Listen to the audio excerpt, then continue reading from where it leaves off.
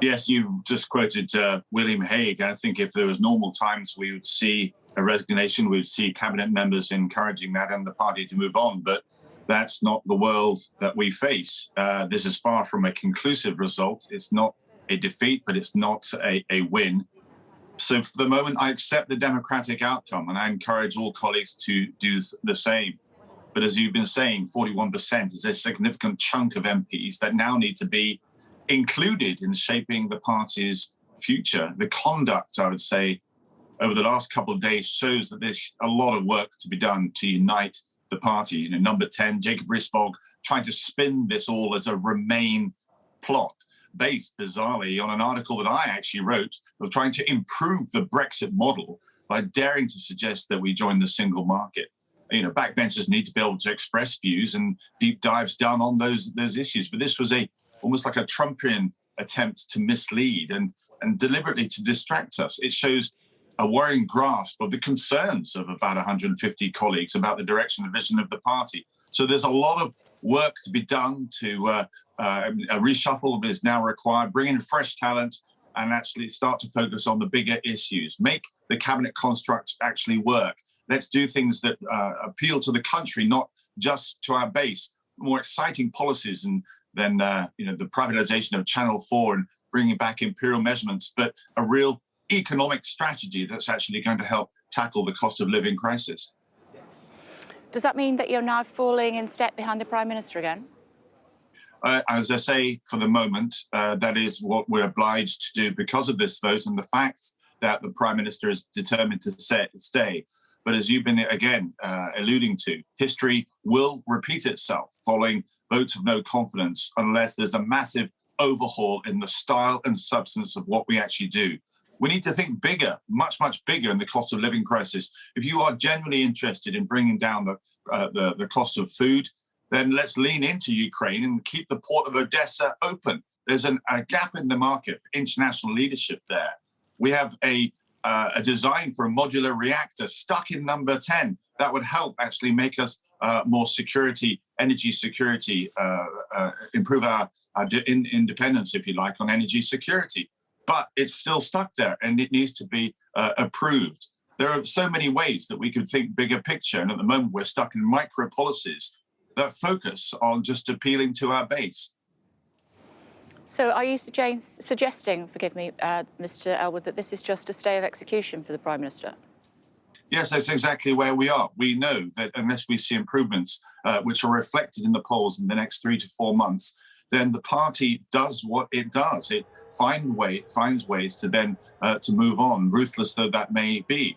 So, like I said, the ball is now in number 10's court to improve. It has now my support. And as I say, other colleagues should support the Prime Minister as well. He said he can turn things around. And if he can, then so be it. If not, then we know where this goes. It leads us to defeat at the next general election. How long does he have? Well, that's a good question. I think we're talking a matter of months up to party conference to show that. But it also can be done, as I say, in who he brings on board. You know, who actually is around the table at cabinet, able to challenge what cabinet is saying. Just lost your pictures for a second, Mr. Ellwood, but I'm sure that we can still hear you. We are hearing in the papers this morning, reading in the papers this morning, that seriously disloyal MPs could be suspended. In other words, have the whip removed from them. Are you anxious that that might happen to you? Well, that isn't the way to go forward. That's ignoring the scale of the concern here. 2 out of every 5 MPs are concerned about the direction and travel of this party. And that needs to be brought on board. It shows, again, I think, a lack of intelligence and understanding, if you like, of the genuine concerns that we're expressing here for the betterment of the party. We are being told that Brexit legislation tomorrow, bringing forward tax cuts as well, perhaps even a snap election. So it does look as though the number 10 machine has been jolted into action. Well, I do hope that this entire experience has, jolted number 10 into action and to be more inclusive. There was no caucus, no sub-tribe. There was no wing of the party that was behind this. Concerns about where the party was going, what what number 10 was actually doing came from all corners of the party, and the number 10 Prime Minister should be aware of that.